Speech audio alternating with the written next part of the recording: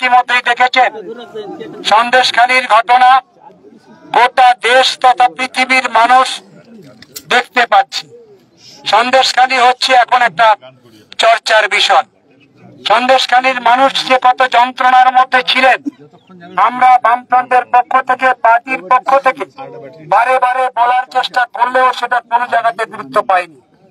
আমি যখন বিধায়ক ছিলাম 2011 সাল থেকে ধারাবাহিক ভাবে সন্দেশখালীর দুঃখ যন্ত্রণার কথা তুলে ধরার চেষ্টা করেছি, কিন্তু বিধানসভায় আমাকে বলতে দেওয়া হয়নি। বলার সময় আমার মাইক বন্ধ করে দেওয়া হয়েছে। সন্দেশখালীর দুঃখ যন্ত্রণা কোন সময়ের জন্য তৃণমূল শুনতে চাইনি। যত দিন গেছে তত নির্যাতন বেড়েছে, যত দিন গেছে মানুষ তত জমি হারিয়েছে। বর্গা জমি, পাট্টা জমি বামপন্থীরা যাদেরকে দিয়েছিল, সেই বর্গা জমি হাতছাড়া হয়েছে, পাট্টা জমি হাতছাড়া হয়েছে। মানুষ নীরবে নিভৃতে কেঁদেছে, একটা জায়গায় দাঁড়াতে পারেনি, আন্দোলন করা যায়নি। এত অত্যাচার, এত সন্ত্রাস, এই সমস্ত অত্যাচার সন্ত্রাসের বিরুদ্ধে সন্দেশখালীর মানুষের লড়াইয়ের অভিজ্ঞতা নেই আমি তা বলছি না। লড়াই সংগ্রামের মধ্য দিয়ে এই সন্দেশখালীর মাটিতে পাট্টা দখল করা হয়েছে, জমি উদ্ধার করা হয়েছে। কিন্তু এই যে হারমাদের দল এসেছে, তাদের পকেটে পিস্তল আর পুলিশের কাঁধে হাত দিয়ে তখন যারা চায়ের দোকানে চা খায়, তখন গ্রামের সাধারণ মানুষ এই পুলিশের উপরে ভরসা রাখতে পারে না, বিশ্বাস রাখতে পারে না। যত দিন যায় তত আগুনের মতন আতঙ্ক ছড়িয়ে যায়। সেই আতঙ্কে মানুষকে আরো বেশি আতঙ্কিত করেছে, তাদের অধিকার ভুলণ্ঠিত হয়েছে। মানুষ আর কতদিন অত্যাচার সহ্য করবে? পঞ্চায়েতে ভোট হয় না, মানুষ ভোট দিতে পারে না, একজন প্রার্থী দিতে পারে না। প্রার্থী দিলে তার বিপদ, সে ঘরে থাকতে পারবে না। তার বাড়িতে বয়স্কা কন্যা সন্তান থাকলে তার বিপদ, সে বলাৎকার হবে, ধর্ষিত হবে। সেই মা যদি প্রার্থী হতে চায়, তার পরিবারে আগুন লাগিয়ে দেওয়া হবে। এইরকম একটা পরিবেশ তৈরি করার মধ্য দিয়ে আজকের অরাজক অবস্থা তৈরি করেছে তৃণমূল। এসব কিছু হচ্ছে উপর থেকে, মমতা ব্যানার্জির নির্দেশে এটা হচ্ছে। মমতা ব্যানার্জির অঙ্গুলি হেলন ছাড়া এই কাজ কখনো হতে পারে না। মমতা ব্যানার্জি ওখান থেকেই বলে দিয়েছেন, চুরি করা হচ্ছে তোমাদের হক, ওটা তোমাদের অধিকার।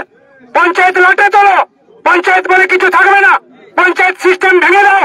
আর পঞ্চায়েতে যা টাকা আসছে তার একটা অংশ তোমরা রাখো, বাকিটা চুয়ে চুয়ে কালীঘাটে পাঠিয়ে দাও। সব নজরে রেখেছে সন্দেশখালীর মানুষ, সবকিছু দেখেছে সন্দেশখালীর মানুষ।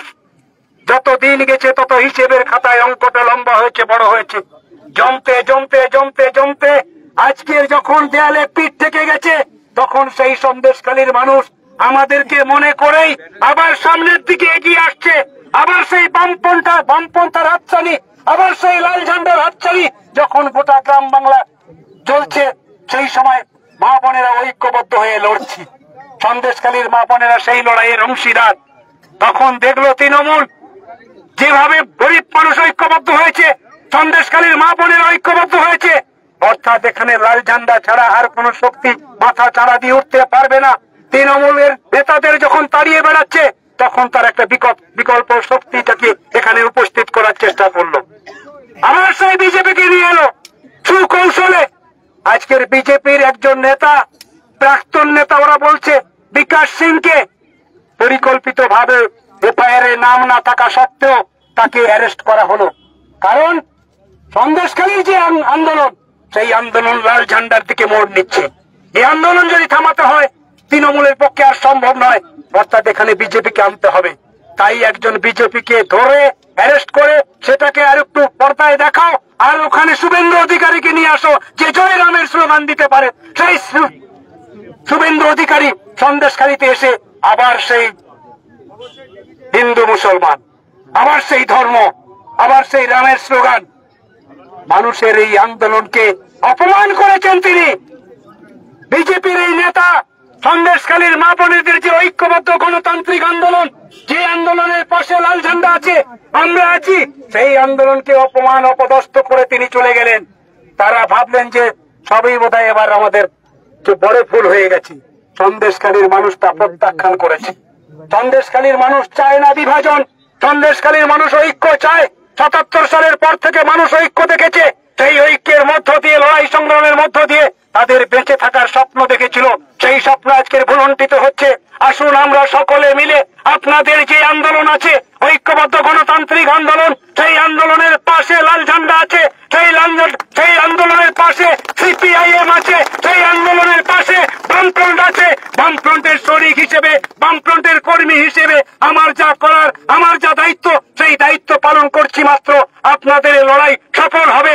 আমাদের সন্দেশখালীর মাটি যে দুর্জয় ঘাঁটি, সেই তেভাগা আন্দোলনের সেই পুরনো ইতিহাস আবার ফিরে আসবে, পুরনো সংস্কৃতি আবার ফিরে আসবে। আমরা সেই অপেক্ষায় রইলাম। পুরনো সংস্কৃতি ফিরিয়ে দিতে পারলে আপনার অধিকার আপনি প্রতিষ্ঠা করতে পারবেন, পুরনো ইতিহাস প্রতিষ্ঠা করতে পারলে আপনি ভোট দিতে পারবেন, পুরনো ইতিহাস ফিরিয়ে আনতে পারলে আপনার ছেলে মেয়েদের ভবিষ্যৎ ভালো হবে। সেজন্য এই লড়াই জারি রাখতে হবে। আমাকে নিয়ে গেছে জেলখানাতে, জেলখানার একটা নতুন অভিজ্ঞতা হয়েছে। আপনাদেরকে বলে রাখি, এখানে যারা এসেছেন তাদের হয়েই আজকে আমাদেরকে লড়তে হবে। বামপন্থীরা দীর্ঘদিন ধরে, সারা জীবন ধরে ওই যুব ছেলে মেয়েদের সঙ্গে লড়াই করেছে তাদের অধিকার প্রতিষ্ঠার জন্য।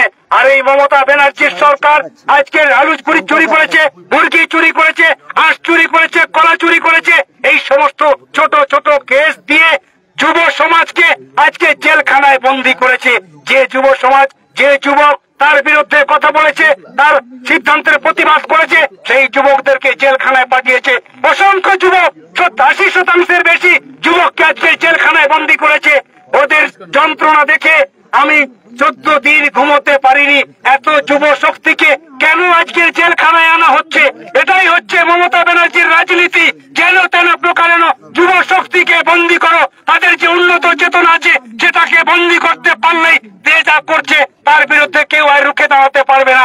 আগামী দিন এই সমস্ত যুব শক্তি যাদের নামে মিথ্যে মামলা আছে, সেই মিথ্যে মামলা প্রত্যাহার করতে হবে এবং গোটা দেশ এবং রাজ্য জুড়ে আজকে যে রাজনৈতিক হচ্ছে, আমাদের রাজ্যে তৃণমূল যে রাজনৈতিক পরিস্থিতি তৈরি করেছে তার বিরুদ্ধে লড়াই জারি রেখে আমাদের সেই আন্দোলনকে এগিয়ে নিয়ে যেতে হবে।